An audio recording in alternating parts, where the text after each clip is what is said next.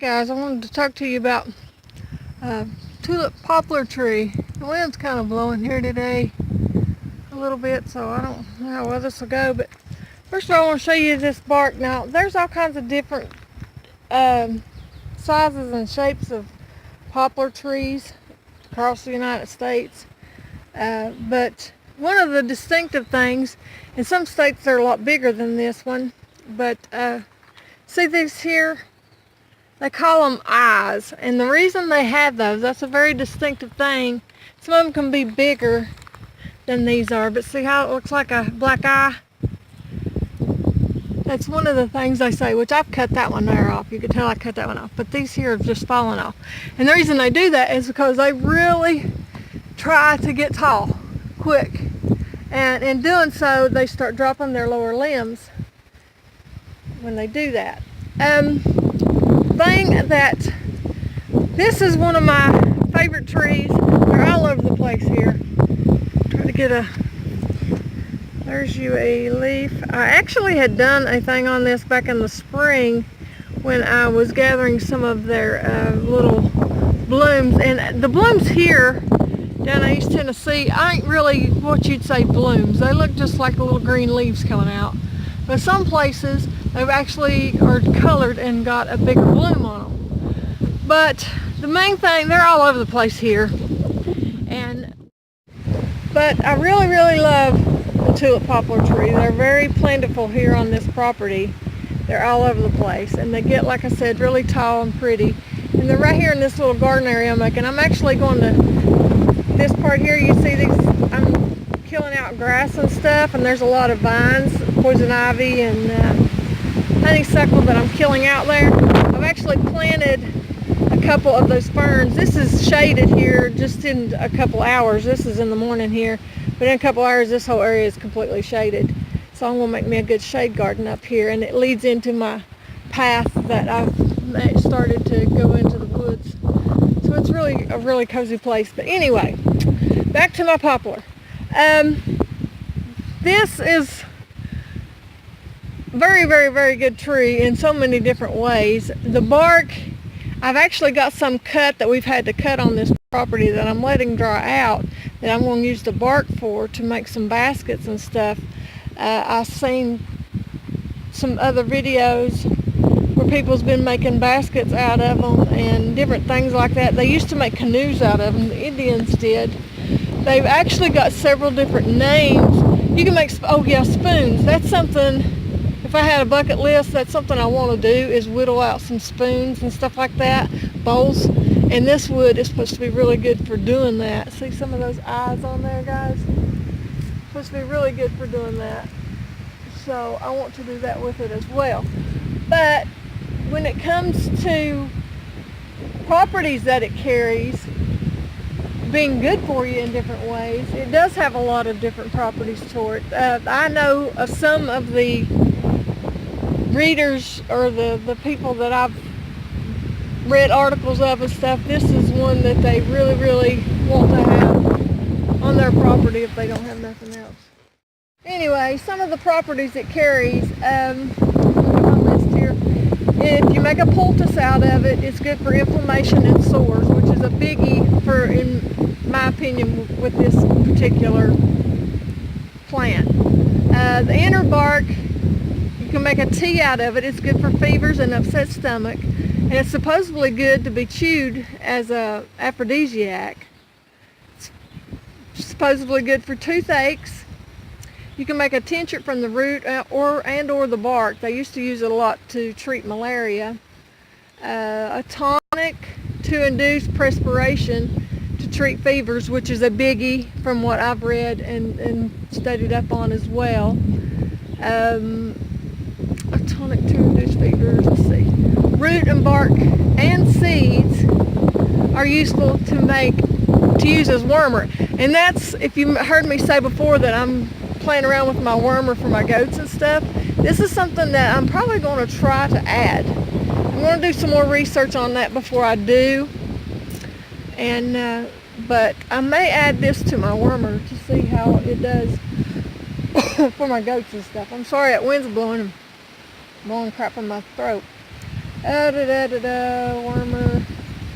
And also a bark can be, you can make a syrup from the bark, and it's supposed to be good for coughs, which is something that I plan on doing as well. I think that would probably be a true too. This was a previous video. I'm voiceovering on this one of when I first little blooms that it comes out with for us here, and there you can see the leaf a little better too. But I've done these. This is what I'm probably going to use for my to try out my tinctures with when it comes to my wormer. So I'm going to play around with this and see how it goes. Hi guys. Any of you guys that I gave you some of those dwarf hollyhocks, this is what they look like. They're actually beautiful. They'll bloom all summer. And they get, that right there's about a foot tall. It'll get probably another foot tall. It don't get real tall at all, so that's what I like about them. They don't get as tall. Guys, look what I've got. My husband and my father-in-law's an engineer, or was, he's retired, made me a pump to put in the creek. It's just like an old boat pump that you can pump water out of boats. They put this on it to weight it down and keep the flow going, and a handle to pull it in and out of the creek. I just plug it into my car and it pumps water through my hose to my garden. Yay! I'm excited about this. Okay guys, I want to show you my pump, how it works, that I'm excited about. See, that plugs into my vehicle. There's my pump with the handle. It's hard to do one-handed, so bear with me.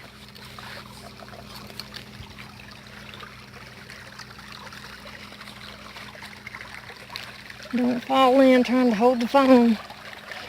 See if the grates is made to where the water will still be able to flow good. Need to pull it a little more. Guys, I hate to, but I'm going to have to put my phone down because I got to get that kink out right there. Hold on. I'm sorry.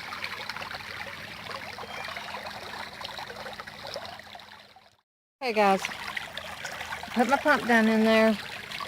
That's not the deepest part. Right in front of that's actually the deepest, but there's a good little rock right there that'll be suffice for now.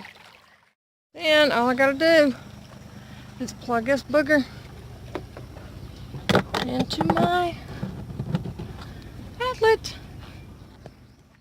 It is. See my water.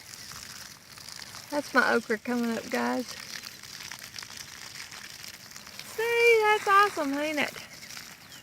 I'm excited about it. Yay! Guys, you really can't tell a whole lot about my garden yet.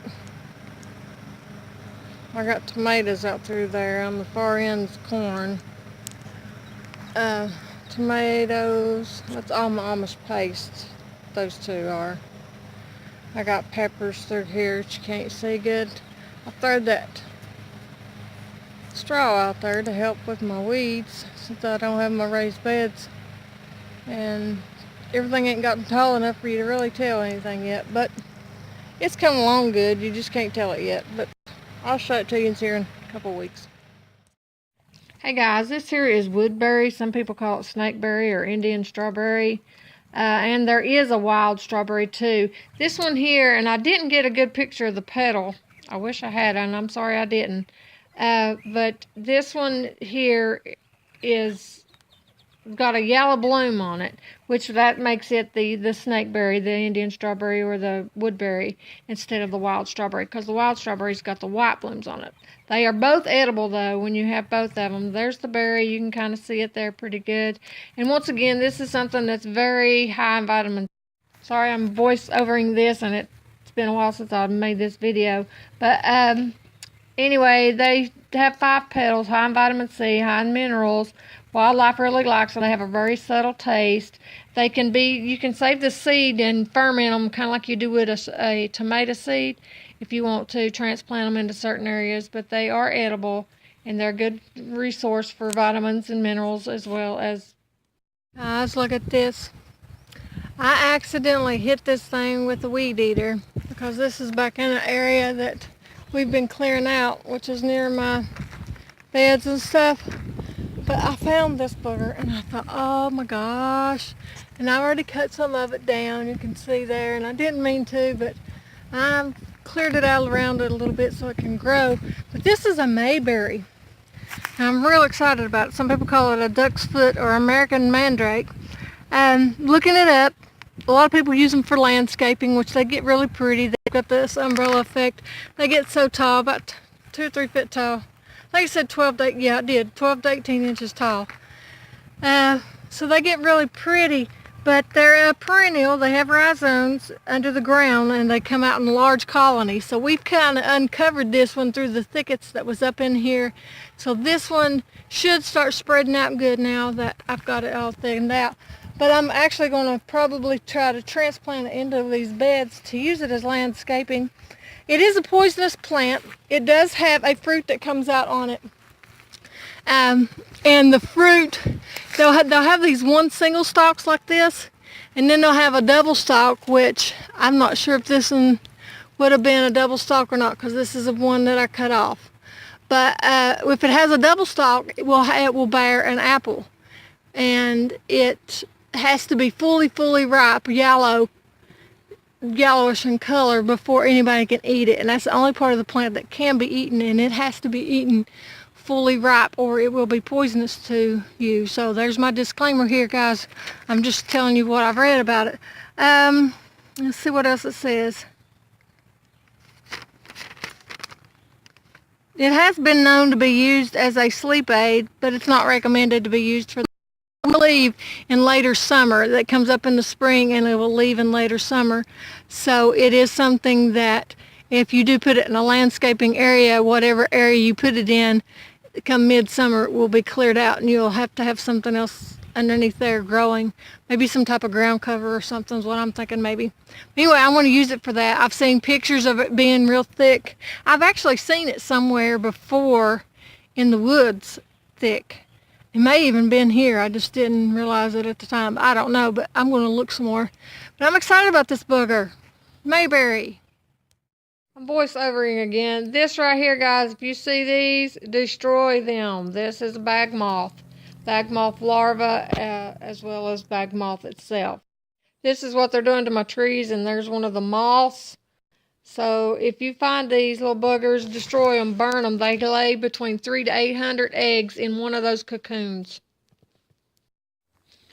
Hey guys, I know you've seen these little spit-looking things on trees and stuff. This is from a spittle bug.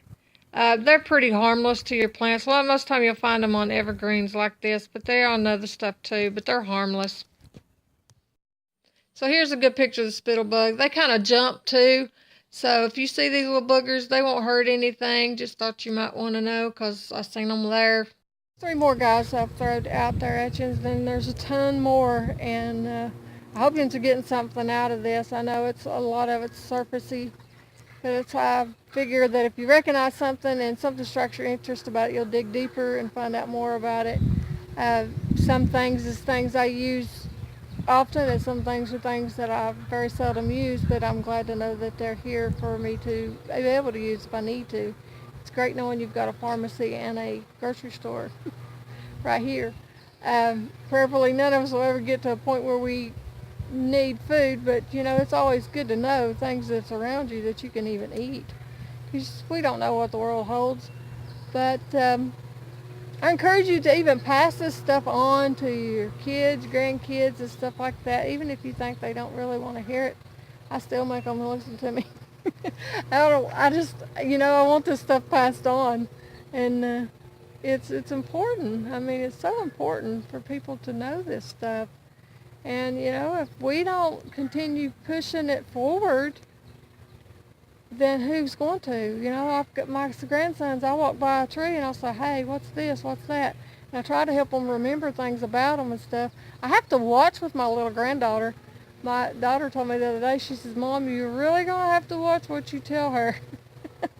Because she'll pick up stuff and she'll like, Mama said I could eat it. So I have to be careful around her. But my grandsons, they're you know, they're old enough to, to know. But anyway, God bless you guys. Thank you for watching. I hope that you like and share and subscribe if you haven't subscribed. I hope that everybody has a good week. It's good and warm and hot here.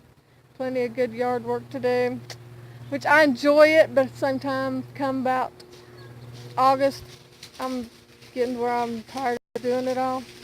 And it takes a long time. There's pretty much 3.5 acres I'm still having to keep cleared off for the most part, because we still don't have our fencing up. But anyway, it'll happen. Anyway, God bless you guys. See you later. Bye.